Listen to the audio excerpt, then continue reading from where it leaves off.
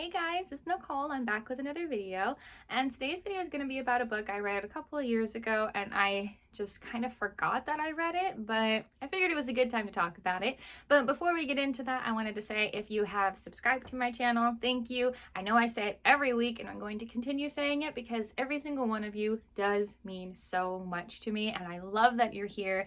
If you haven't subscribed, that's okay. That's not a problem, but please subscribe because it's totally free and you'll get notified when I upload new videos, which even though I have a schedule, you never know if it'll change or if I decide to upload new content, so please subscribe. If you end up enjoying this video, please like, comment, and share. Even if you don't enjoy it, go ahead and comment. I want to hear your thoughts, respectfully, of course, but I want to hear from you, and share this video because you never know who might enjoy it. Okay, so now we can talk about the book that I'm going to be discussing just a little bit today, nothing too long or crazy. I read this book a couple of years ago, actually, and I think I literally only picked it up because it was on one of those like buy one book, get another half off, and I do like those deals because sometimes there's some good stuff there, you never know. And I liked it. I did enjoy this one, and there is actually a Netflix series based off of it and named after it. I haven't watched the series yet, but the book that we're going to be talking about today is called Pieces of Her by Karin Slaughter. Now, if you've watched all of my videos, or at least some of my more recent videos, this author's name came up, I believe, in my other series. And I was like, why does that name sound so familiar? I feel like I've read one of her books. And it was this one.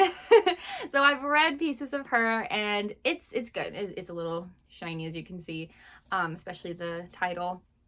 So it's been a couple years since I read this, but I do remember enjoying it. It's a thriller. I think definitely the title is what drew me in first, because like I saw this on the table. The image it's not really, that attention grabbing. It's just like split down, and then there's like, one face here, and then on the other side the face is like upside down. It's like, to me it wasn't really what grabbed my attention. I think it's the title, Pieces of Her.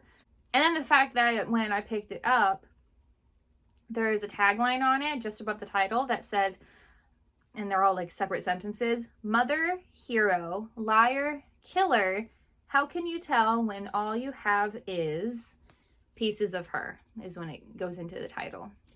So the tagline, like leading into the title, was really clever to me, and that's definitely what made me pick it up for sure. The title drew me in, and then the tagline made me pick it up. There is a review quote on the bottom. I don't even remember if I read it at the time, but just in case, it says, "Simply one of the best thriller writers working today. I'd follow her anywhere." And that's from either Gillian or Gillian Flynn. It starts with a G, so you'd think it's a hard G, but who knows. So I'm going to go ahead and read the back. There's another review quote at the very top of the back on the cover. It says, "One of the boldest thriller writers working today." If it wasn't already obvious that this is a thriller, even if I hadn't said it, it's very clear this is a thriller book. And that quote is by Tess Gerritsen. Okay, so the back of the book says, "Andrea knows everything about her mother, Laura. She knows Laura has spent nearly her whole life in the small beachside town of Belle Isle, Georgia. She knows Laura's a beloved speech pathologist. She knows Laura's never kept a secret in her life. Andrea knows that Laura is everything she isn't. Confident, settled, sure of herself. Feeling listless, with no direction, Andrea, unlike Laura, struggles to find her way. But Andrea's certainty is upended when a visit to the mall is shattered by an act of horrifying violence that reveals a new side of Laura, a cool woman who calmly faces down a murderer.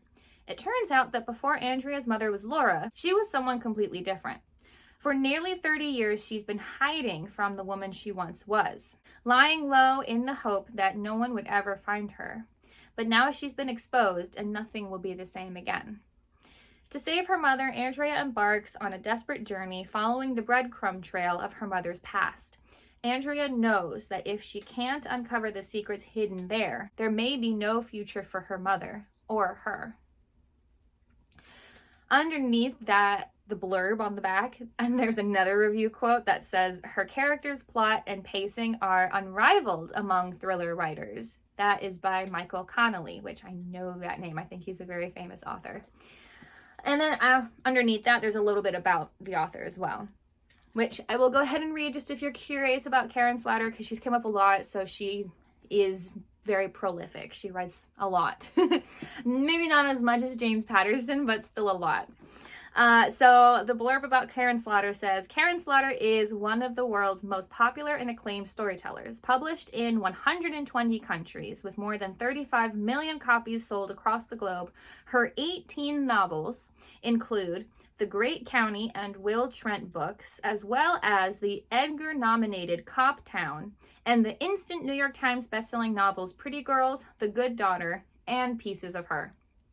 Slaughter is the founder of Save the Libraries, a nonprofit organization established to support libraries and library programming.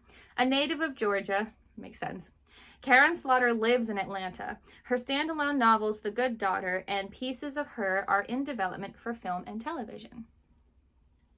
So, a little bit about the book, a little bit about the author. I know when I read the back, I was like, that definitely sounds interesting. You know, it's about a mother and daughter kind of situation, and I love those kinds of books. I have a very close relationship with my mom, so those stories always draw me in because I'm always like, I want to see other stories written about that kind of thing. So in this blurb, you can clearly tell that the mother and daughter in this story have some differences. Whether they get along or not, it's not clear, but obviously they're a little bit different from each other. And I was definitely drawn in by that, honestly. I wanted to see how that played out. And the mystery, you know, got my attention. You know, we always feel like the people in our lives that we love and even see on a daily basis sometimes, we always feel like we know them completely. Like we 100% know them, know who they are, know everything. But it's not really true, is it? It's you only know a certain version of someone. You can't. It's kind of impossible to know who someone is 100% completely because everyone is a different version of themselves depending on where they are. And there's always going to be something in someone's past that they forgot, they just never told anyone or something. And there's just no possible way to know a person 100% completely.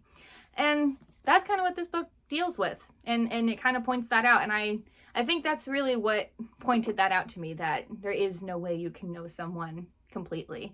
So it was a really cool concept, so that's definitely what drew me in. Before I get into my thoughts of the book, I'm going to go ahead and read the first page, just to give a little taste of what the book sounds like. There is a prologue. I'm going to skip that because that might give a little bit of context that I'm not going to reveal. So going into the first chapter, this book flashes forward, back and forward. It takes place in 2018. Like it'll separate the time periods, like here on like a blank page, here is the date and the year. And then it'll flash back to the 1980s, but it'll have each page like ahead of it that says we're going back in time. So chapter 1 just has the number 1, nothing elaborate on the top. So chapter 1, Andrea, her mother said, then in concession to a request made roughly 1,000 times before, Andy. Mom, let me speak, darling. Laura paused. Please. Andy nodded, preparing for a long-awaited lecture. She was officially 31 years old today. Her life was stagnating. She had to start making decisions rather than having life make decisions for her. Laura said, this is my fault. Andy felt her chapped lips peel apart in surprise. What's your fault? You're being here, trapped here. Andy held out her arms, indicating the restaurant. At the Rise and Dine? Her mother's eyes traveled the distance from the top of Andy's head to her hands, which fluttered nervously back to the table. Dirty brown hair thrown into a careless ponytail, dark circles under her tired eyes, nails bitten down to the quick, the bones of her wrists like the I don't know what this word is, but I'm going to guess promontory of a ship. Her skin, normally pale, had taken on the pallor of hot dog water.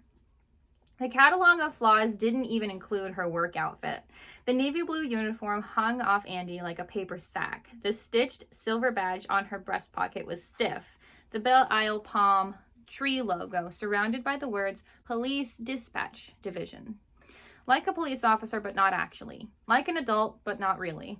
5 nights a week, Andy sat in a dark, dank room with 4 other women answering 911 calls, running license plate and driver's license checks, and assigning case numbers. Then, around 6 in the morning, she slinked back to her mother's house and spent the majority of what should have been her waking hours asleep. So that's the first page, a little bit into the next because the paragraph continues on the next page. And I don't know if you automatically noticed this, but I'm remembering now when I was reading it. It's incredibly descriptive. Every little detail is described. The condition of her hair, the dark circles under her eyes, the way her hands fluttered nervously down back to the table. Like, there's so many descriptive sentences just in the first page alone. So it's a very descriptive book, and it really transports you into the world. It really, really does. So that is a little bit how the book sounds, and I do remember enjoying reading this book. I don't know that I would say that this is a favorite book of mine. I can't necessarily pinpoint any criticisms I have or any issues I have with the book. I thought it was really cool to take this concept, and honestly, this author really ran with it. She really took this concept of a person getting to know a whole other side of their mother that they couldn't even imagine having existed, and having to do it completely on their own because of how the book plays out. For a thriller, honestly, it was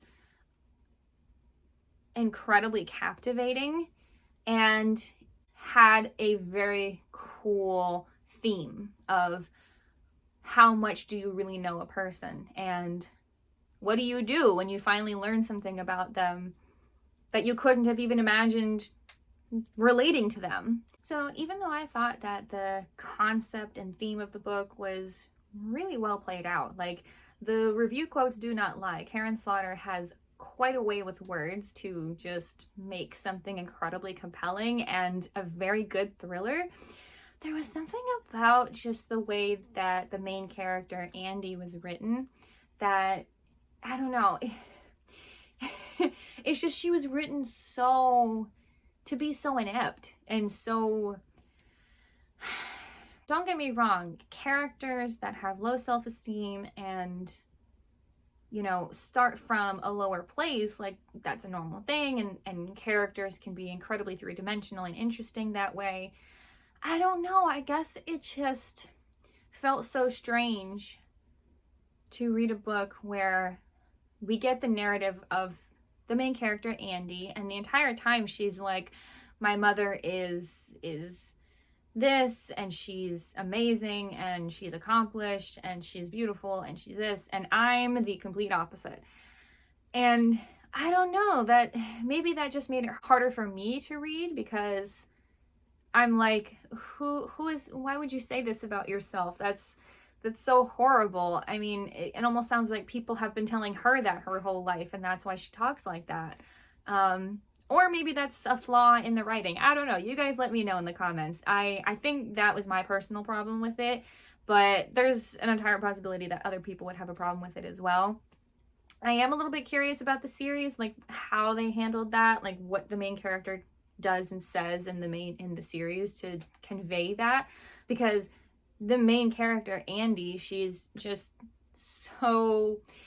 downer, let's put it that way, and I'm wondering how they translated that from the book to the screen. So I don't know, I feel like that kind of makes it seem like I didn't like the book. I really did. I think it just made it so I didn't necessarily want to go back and read it again, which is usually how I dictate how much I liked a book, is how willing I am to go back and read it. And it just didn't feel like I wanted to go back and read this one, probably mostly because of Andy. I mean, she proves to be very capable as she goes throughout the book, but it's just the way she thinks and speaks feels, to me, it just didn't feel very realistic. It felt a little bit exaggerated, a little more dramatic, like you would write a poem or like you would write someone in an incredibly dramatic piece, because she just felt very dramatic. And it just didn't feel like it meshed very well with how realistic the dialogue is. I'm like, this person is so dramatic. She's like, I'm horrible at this, I'm this and this and this, and I'm like, how are you speaking about this? How are you speaking about yourself like this at 31 years old? I mean, I guess it makes sense that she speaks that way about herself and why she hasn't, you know, done much other than just work at night and then sleep during the day and then that's it. I mean, I guess that makes sense.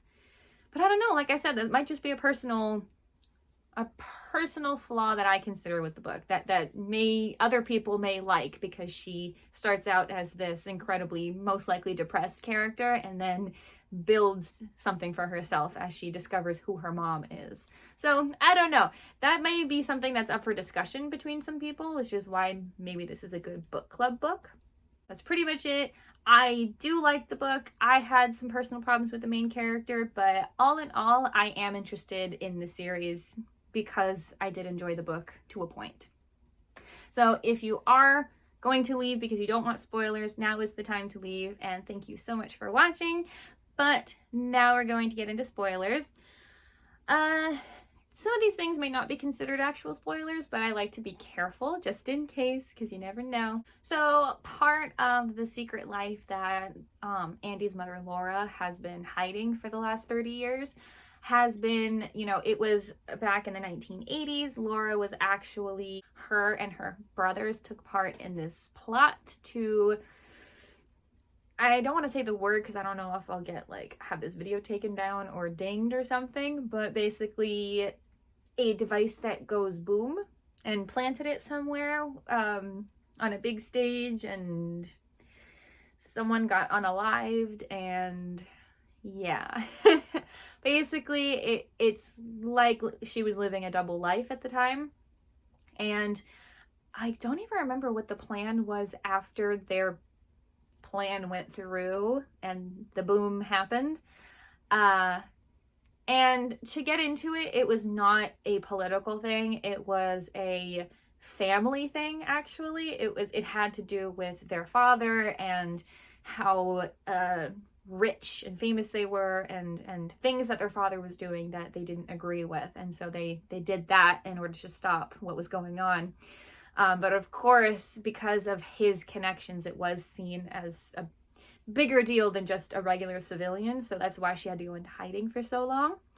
So that definitely makes the story incredibly interesting. And I think that was a very good choice to make, to go in that direction of Laura's past, because the book spends a lot of time building up what is this secret? What could it possibly be that Andy's mother kept for 30 years and then had to go into hiding, and then all these people are coming to try to, you know, take them and use, I think the now used term on the internet so that you don't get dinged is pew-pews, to get rid of Andy and her mother. And it's like, you can't help but wonder it's like a lot of the book, it's at least half the book, that you're like, what could this secret possibly be? And so I did appreciate that the secret, that her past life basically was as intense as the book built it up to be. Because there have been times where I've read things or watched things where I'm like, that is not big enough, that does not justify how much this has been built up in this story. Like, this needs to be bigger if you're gonna be talking about it this much and making this big of a deal out of something. And this was quite a big deal. She was in hiding from the law, essentially. So that made a lot of sense to me, and it definitely heightened the stakes, especially once you kind of find out and at least kind of figure out what happened, because you don't necessarily get to find out until really close to the end, because the entire time that the story is being told, you're just going from Andy's story to Laura's story and then back and forth, kind of like they're running together simultaneously. And then towards the end, you get to the part of, oh, this is what Laura did in the 1980s. And this is how it's impacting Andy and them today. So that part of it to me was very cool and very fun, because thrillers are mostly there to be fun, right? Like, you're reading this book and, you know, there's a lot of action and there's so much, you know, just there's a lot of tension, right? And so it felt like it all built up really well, and that was really fun for me, and why I genuinely remember reading this book and then enjoying it. I think I must have had a problem with Andy and why I just didn't remember this book very well. Like I said, I read it a couple years ago and I kind of forgot about it, actually. So I hadn't really made a video about it because I actually forgot I had read it. And I was looking at it again recently and I was like, yeah, I read that book. I don't know why I didn't make a video on it. And I think it must have had to do with something about Andy or something about the way she was written that just made it feel very forgettable. Like, Laura's story was interesting, and like I remember like there was a whole plot and she was going along with it, but she didn't really want to, and this and that. But I don't really remember the specifics of Andy's story. And yet the book is pretty much supposed to be about Andy. It's supposed to be about she hasn't really done anything with her life. Like, that's how the book starts. And then the book ends kind of with her figuring out more what she wants to do. So I guess that must be what kind of made this not really my favorite type of book, or my favorite book at all, was just something about the way Andy was written and how she behaved in the book. She honestly was very forgettable, clearly. And I do not mean to be disrespectful towards the author, Karin Slaughter, that I'm not trying to be. It's just, I like to be honest about how I remember books and how I felt when I read them and how I feel about them afterwards. So if you are looking for a good thriller that you're just like, I just need to escape, like, I just give me a book, like I have a few hours to kill, like I need to get absorbed into a story, this is perfect for that. Like, I 100% recommend, like, if you're going to be on a long flight and you want to take a book to read, this is a good one. You know, it's a really good fun story to get absorbed into, like any kind of action thriller movie that you might watch. But in terms of like a book sticking with you or teaching you something, for me, my big takeaway from it was you just never truly can fully know a person. And that was really it. You know, I didn't really remember this book for anything else, so it didn't stick with me otherwise. And who knows, maybe that'll be different for other readers. I can't speak for everybody, but that's kind of how I felt about it. And partly it feels related to Andy, considering how much more I remember about her mother when the story's not even about her. So I think it's definitely worth a read. I enjoyed the time reading it, but don't really remember much about it, honestly, a couple of years later. So I think I'm gonna go check out this series. Let me know in the comments if anyone watching this has watched this series, especially if you haven't read the book at all, because I'm curious what people think about it, because I haven't even looked it up at all. I kind of forgot about it. Again, seriously, I did.